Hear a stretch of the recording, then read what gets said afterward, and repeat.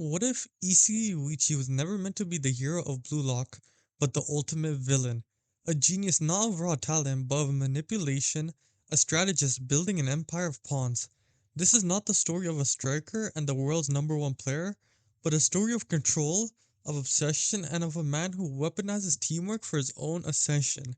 Welcome to a deep dive into Isagi's dark evolution, the moment he stopped chasing geniuses and became something even more terrifying, the one who controls it.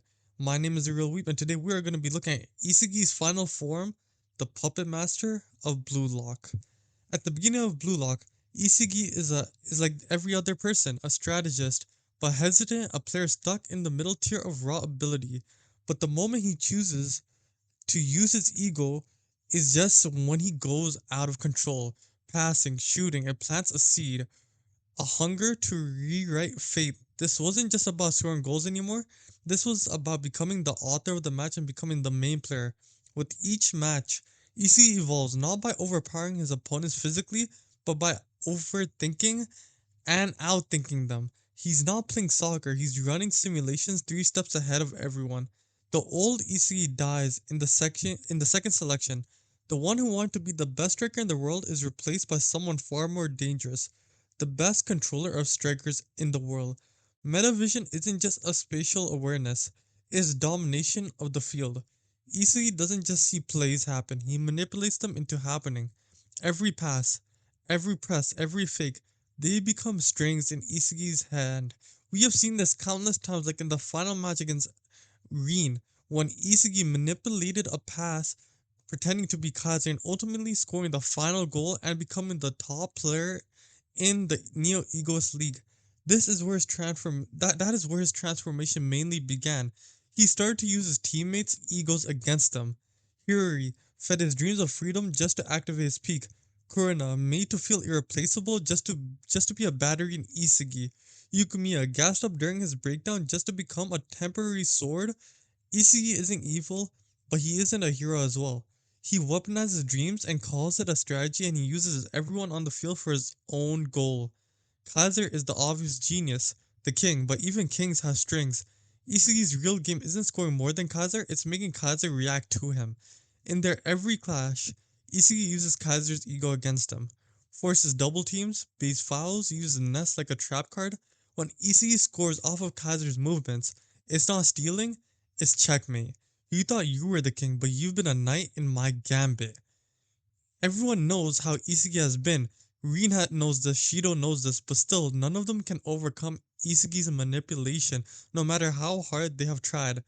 The blue lock system is rigged in Isagi's favor. Now, let me go more into this.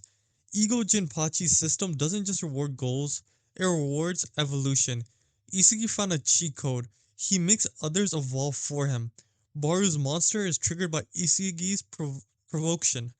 Hyuri's awakening was born from Isagi cornering him emotionally, and Nagi's downfall engineered by mentally isolating himself because of Isagi. Isagi acts like he's just trying to win, but he's selectively pushing buttons on everyone else to either make them his allies or in order to make them stronger just for Isagi's own use. In a game about strikers, Isagi has become the code that writes the striker's story. Now, let's talk about his final form. This isn't just about being number one, being better than Kaiser, being better than Reen anymore. Isagi's final form is about transcending individualism. He's not trying to be the best striker anymore, he's aiming to be the one who defines what a striker is. When people talk about football IQ, they mention Nagi, Reen, Kaiser, but none of them bend the field around them like Isagi does. Metavision is just about the beginning. The true evolution is becoming the architect of chaos. You think the game is about goals? Isagi thinks the game is about influence, and I am telling you right now, we are going to see the side of him in the U20 World Cup when he versus Bunny, when he versus the other 10 top 11 young players in the world. I am telling you, he's going to evolve, he's going to manipulate his players, and he's going to have something better than Metavision. Isagi Yoichi is not the underdog anymore. He's not the sidekick, he's not the dark horse. He's the mind that redefines the system. The ego that feeds other egos just to consume them later on. And in Blue Lock, the monster isn't Barou. It's not Reen, it's not Kaiser, it's the boy with no natural genius who learned to control those who had it. The final form of Isagi is a striker is the puppet master with cleats. You won't see him coming until you realize you've been playing in a shadow all along. This has happened with Kaiser. This has happened with Rin. And this is for sure going to happen with everyone else in the future. And I'm telling you right now, Isagi Yoichi is a force to be reckoned with.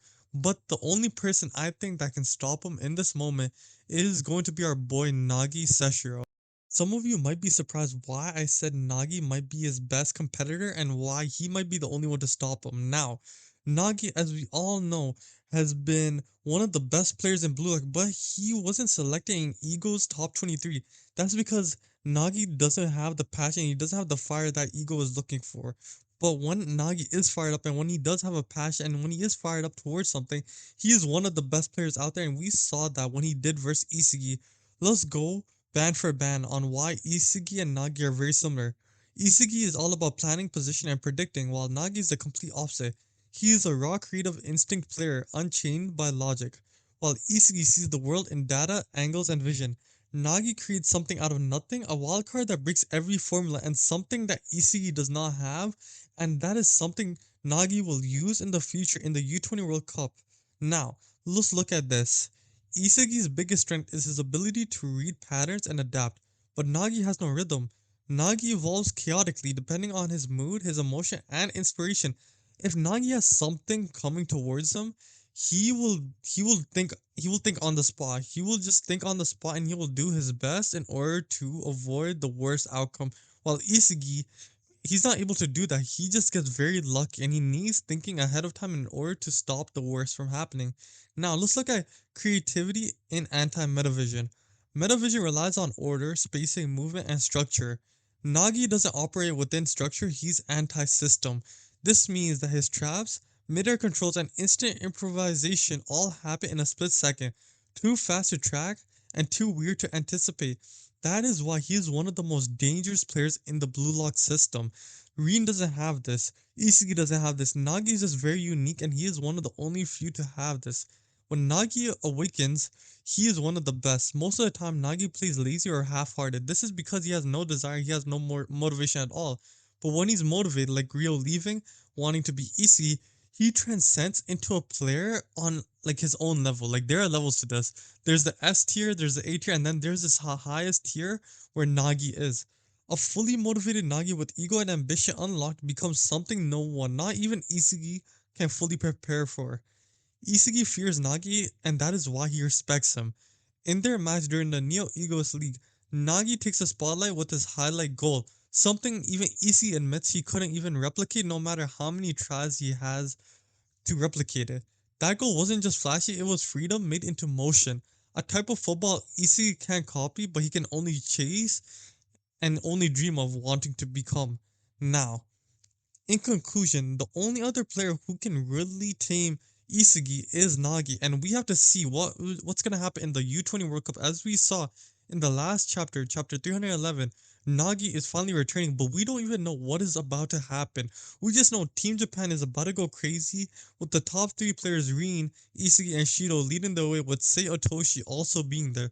But where's Nagi going to fit in this? We're gonna have to wait for the next chapter of Blue Lock. I do hope you guys enjoy this video. If you guys did enjoy this video, please make sure to hit that like button down below, hit that subscribe button if you guys are new, and I'll see you guys in the next one. Peace.